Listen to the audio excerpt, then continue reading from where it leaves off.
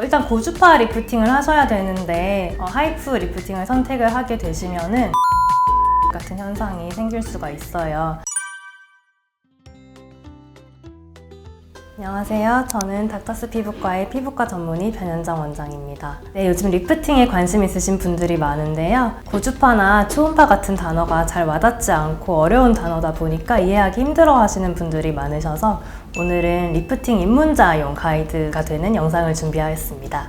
리프팅이란 게 정확히 뭘 말하는지 리프팅이라고 하면은 피부 얼굴 윤곽이 이렇게 올라붙는 거랑 그리고 얼굴이 탱탱하게 탄력이 생기는 거 그리고 잔주름이 펴진다는 뜻을 일반적으로 담고 있어요. 피부는 시간이 지나면서 콜라겐과 엘라스틴, 히알루론산 등이 감소하게 되고 그런 현상의 결과로 주름이 생기고 모공이 늘어지고 잔주름이 생기는 그런 노화가 발생하게 됩니다.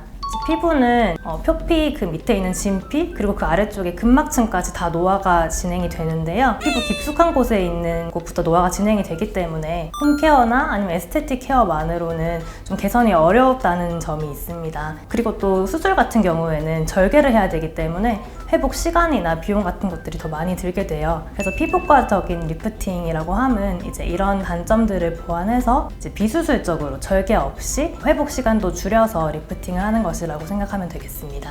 자연스럽게 절개 없이 탄력을 개선하는 그 리프팅 원리로 고주파랑 초음파가 있잖아요. 네. 고주파는 이제 다리미로 주름을 펴는 원리라고 생각하시면 되고요. 초음파는 그냥 초음파가 아니고 하이프라고 해서 고강도 집속 초음파입니다. 강한 초음파를 근막층에 조사를 해서 그 근막층을 수축해서 조이게 하는 역할을 합니다. 그리고 고주파와 초음파 리프팅은 피부과적인 리프팅일 뿐만 아니라 정형외과나 산부인과 등에서도 시술에 사용되는 안전한 원리입니다.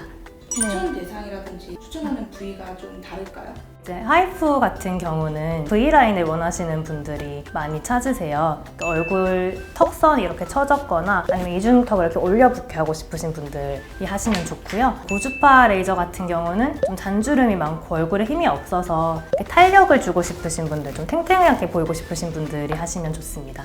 그래서 하이프 초음파 리프팅의 대표적인 시술러는 이제 울세라나 슈링크 같은 것이 있고요. 고주파 레이저에는 써마지, 그다음에 올리지오, 스키나우라, 인모드, 프로파운드 같은 것들이 있습니다. 잘못될 수 있는 문제가 생길 수 있을까요? 일단 고주파 리프팅을 하셔야 되는데 하이프 리프팅을 선택을 하게 되시면은 얼굴에 탄력이 떨어지고 잔주름이 많고 좀 살도 많이 없으신 분들이 많기 때문에 하이프 리프팅을 하시면 제일 대표적으로 볼 꺼짐 같은 현상이 생길 수가 있어요. 하이프가 지방도 위축시킬 수 있기 때문인데요. 그래서 잘 선택을 하셔야 되고 그리고 하이프 리프팅을 하셔야 되는 분들이 고주파 리프팅을 하시게 되면은 이제 V라인을 원하고 하신 건데 얼굴에 이제 탄력만 생기는 정도가 되니까 효과가 없다 아니면 돈이 아깝다고 생각하실 수 있으세요. 그렇지만 같은 리프팅 장비라도 어떻게 누가 시술하는지가 가장 중요하기 때문에 이런 점은 참고만 해주시면 될 것 같습니다. 써마지 올리지오랑 인모드의 포마모드랑 비슷하냐라고 하시는 분들이 계시더라고요. 네, 이제 원리는 거의 비슷하다고 생각하시면 되고요. 그 강도와 효과가 써마지가 가장 세고 그 다음이 올리지오 그리고 인모드 포마가 가장 약하다고 생각하시면 되겠는데요. 써마지가 강도가 센 만큼 이제 통증이나 붓기는 좀 더 있을 수 있고 대신 효과가 오래 유지가 됩니다. 인모드 포마는 그 반대로 통증이나 붓기 같은 부작용은 좀 더 적을 수 있지만 효과가 짧게 유지가 되고요. 그래서 이제 환자분의 상황에 따라서 이제 매주나 매달 오셔서 꾸준히 관리 받으실 수 있는 분들은 인모드 포마를 선택하셔도 되고요. 그게 아니라면은 써마지나 올리지오를 추천을 드립니다. 피부가 처졌으면 초음파만 하고 피부가 얇으면 고주파만 한다든지 고주파나 초음파를 꼭 한 가지만 선택해서 시술해야 되는 것은 아니고요. 보통은 이제 여러 가지 노화의 양상이 같이 나타나시는 분들이 많으세요. 예를 들면 얼굴은 처졌는데 잔주름은 많으시다던가 이렇게 두 가지, 세 가지 복합적으로 나타나는 분들이 많기 때문에 여러 가지 리프팅 시술을 전문의가 진단을 해서 같이 복합해서 시행하게 됩니다. 그래서 저희 병원 같은 경우도 고주파 리프팅인 써마지와 하이프 리프팅인 울세라를 조합한 울써마지가 가장 많이 시술되고 있습니다. 초음파 시술 중에 제일 좋은 건 뭐예요? 고주파 시술 중에 제일 좋은 건 뭐예요? 고주파 리프팅과 초음파 리프팅 장비들이 원리는 다들 비슷하지만 이제 출력 에너지나 안정성 측면에서 임상 연구가 많이 된 그런 장비들이 좋은 효과를 안정적으로 낼 수 있는 것을 입증받았다고 생각하기 때문에 이제 울세라나 써마지를 그런 측면에서 제일 많이 추천을 드리기는 하고요. 그렇지만 이제 누가 시술했는지, 어떻게 시술했는지가 더 장비의 종류보다 중요하기 때문에 그 시술 경험이 많은 전문의 병원을 찾아서 꼭 진단을 받고 시술을 받으시는 게 가장 좋다고 생각이 됩니다. 리프팅을 많이 받으면 나중에 처짐이 더 심해진다. 리프팅 시술은 말 그대로 안티에이징 시술이기 때문에 현재의 노화도 개선을 시키고 그리고 앞으로 다가올 노화도 예방을 하는 시술인데요.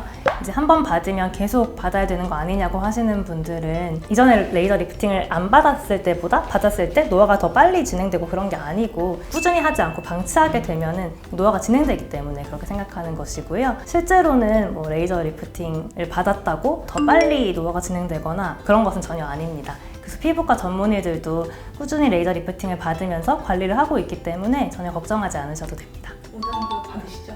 저 받아요. 안 받은 지 되게 오래됐어요. 고주파랑 초음파 말고 다른 리프팅 원리도 있을까요? 고주파랑 초음파가 가장 대표적이고 그 외에는 이제 공기압을 이용한 에어젤 리프팅이라는 게 있는데요. 뭐 원데이 리프팅이라고 해서 이제 머리를 이렇게 쫙 올려 묶는 것처럼 이렇게 리프팅 효과를 내는 것이고요. 이제 빠른 시간 안에 효과를 볼 수 있다고 하겠습니다. 그리고 다음으로는 앵코어 리프팅도 요즘 나오고 있는데 앵코어 리프팅은 이제 빛을 이용해서 피부색을 좀 맑게 만들고 탄력을 주는 리프팅이어서 뭐 특별한 부작용이 없으세요. 뭐 통증이나 붓기, 홍방 같은 것들이 직후에 많이 생기지 않기 때문에 셀럽이나 연예인 분들도 많이 찾으시는 시술입니다. 지금까지 리프팅 시술에 대해서 원리부터 차근차근 짚어봤는데요. 리프팅 시술이 수십 가지가 되기 때문에 이걸 환자분들이 다 파악하기도 어렵고 그런 것은 불필요하기도 하고요. 피부과 전문의와 정확한 상담을 받고 직접 얼굴을 보고 상담 후에 결정하시는 게 가장 효과적입니다. 그럼 지금까지 닥터스 피부과 전문의 변현정 원장이었습니다. 감사합니다.